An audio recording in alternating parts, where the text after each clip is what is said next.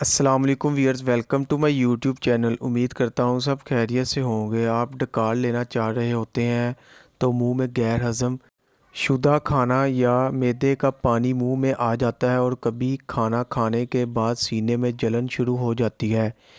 इसी तरह कुछ लोगों में खाना खाने के बाद मैदे में गैस की वजह से दर्द शुरू हो जाती है या बहुत ज़्यादा डकार आना शुरू हो जाते हैं। और वो पेशेंट जिनको हाइटिस हर्निया का प्रॉब्लम होता है तो ऐसे पेशेंट को लजीटा एडवांस सस्पेंशन या टैबलेट का इस्तेमाल ज़रूर करना चाहिए। लजीटा एडवांस सस्पेंशन और टैबलेट की बच्चों में और बड़ों में सही डोज़ क्या होती है, क्या प्रेग्नेंट ख़वातीन लजीटा एडवांस इस्तेमाल कर सकती हैं, ये सब कुछ इस वीडियो में शामिल है।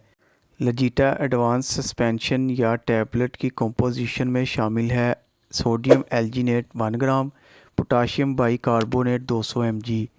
लजीटा एडवांस की कंपोजिशन में सोडियम एल्जीनेट 200 mg एक बेहतरीन हाइड्रोजेल है जो पानी को जज़ब करके एक जेल में तब्दील किया जाता है और मैदे में मौजूद मवाद पर एक जेल की हिफाजती तह बना देता है जो तेज़ाब के असर से महफूज रखता है।